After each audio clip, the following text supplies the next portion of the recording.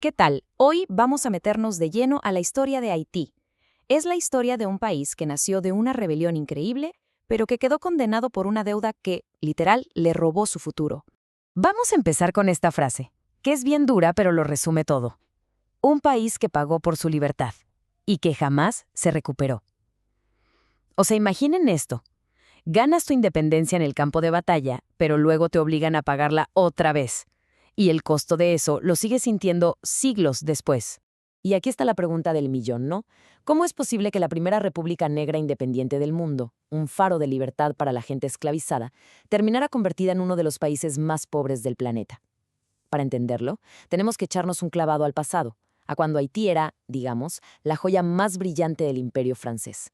Ok, antes de ser Haití, la colonia se llamaba Saint-Domingue, y era un lugar de una riqueza, bueno, casi inimaginable. Pero esa riqueza estaba construida sobre una crueldad que también es difícil de imaginar. A ver, vean nomás qué paradoja tan brutal. Por un lado, la llamaban la perla de las Antillas. Era la colonia más rentable del mundo. Producía ella sola más azúcar que Brasil, Jamaica y Cuba juntos. Pero ¿cuál era la otra cara de la moneda? Pues era básicamente un campo de concentración gigantesco.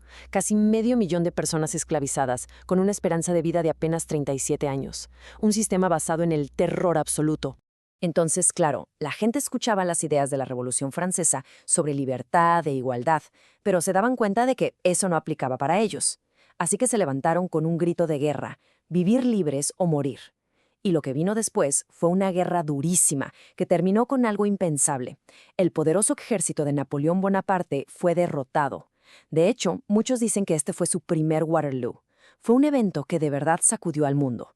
Y con esta declaración, Haití no solo se independizó. Le estaba gritando al mundo entero que el sistema colonial y la esclavitud tenían que terminar. Se convirtió en un símbolo de esperanza, pero al mismo tiempo, y era inevitable, se convirtió en un marginado, en un país que todos los demás imperios veían con miedo. Y así, durante 22 largos años, Haití vivió prácticamente solo en el mundo. Ninguna de las grandes potencias quiso reconocer su independencia. Les daba pánico que su ejemplo se contagiara. Hasta que un día, Francia regresó. Y para que quedara claro que no venían a platicar, llegaron con una flota de 14 buques de guerra y más de 500 cañones apuntando a la costa. El mensaje era clarísimo. Esto era una amenaza. Y el ultimátum fue de una simpleza brutal. O pagaban la loquísima cantidad de 150 millones de francos de oro como compensación a los antiguos dueños de esclavos. Sí, escucharon bien, compensación por haber perdido su propiedad, que incluía a la gente que habían esclavizado. La otra opción era, y cito, una lluvia de fuego y sangre sin precedentes, o sea, la aniquilación total. Ante una amenaza así, al joven gobierno haitiano no le quedó de otra más que aceptar. Tenían que volver a pagar por una libertad que ya se habían ganado con sangre. Pero ojo, este acuerdo no fue ninguna solución. Fue en realidad el inicio de una trampa financiera, una trampa súper bien pensada de la que Haití no iba a poder escapar en más de un siglo. Y fue una decisión que marcó el destino de generaciones enteras. Y aquí está el truco, la clave de todo, la famosa doble deuda.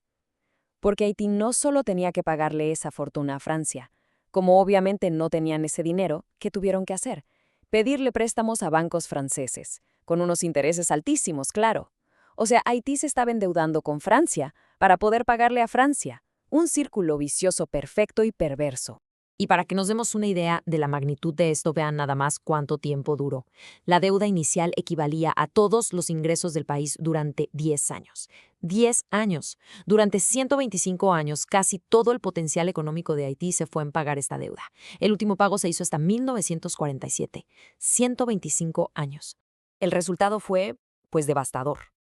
Todo el dinero que un país joven necesita para construir escuelas, hospitales, carreteras, lo que sea, todo se iba directo a los bancos franceses.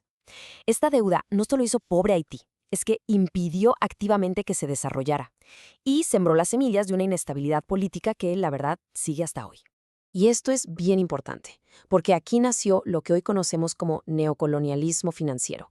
Es esta idea de que ya no necesitas un ejército para controlar un país. Si lo tienes ahogado en deudas, el control es igual de efectivo. Pero la historia no se acaba en 1947, ¿eh? El daño económico y, sobre todo, la herida moral siguen ahí, súper presentes en pleno siglo XXI. Fíjense en esto.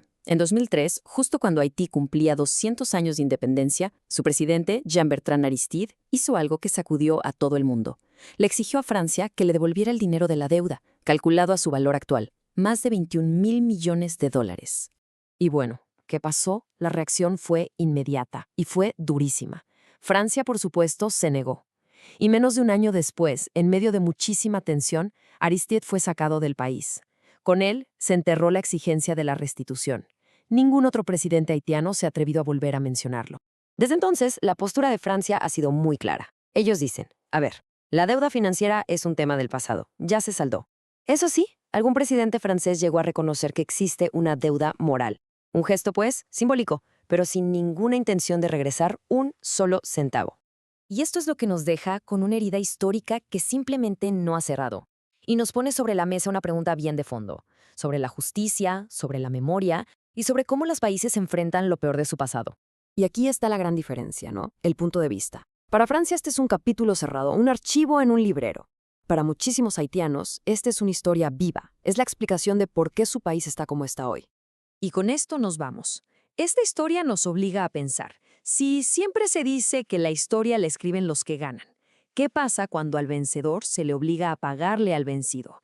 Y más allá del dinero, una deuda moral de este tamaño, una herida tan profunda, ¿de verdad se puede saldar algún día? Muchas gracias por habernos acompañado. Por cierto, hay un regalo en la descripción de este análisis, y para quien quiera y pueda apoyar al canal, ahí mismo también van a encontrar un enlace.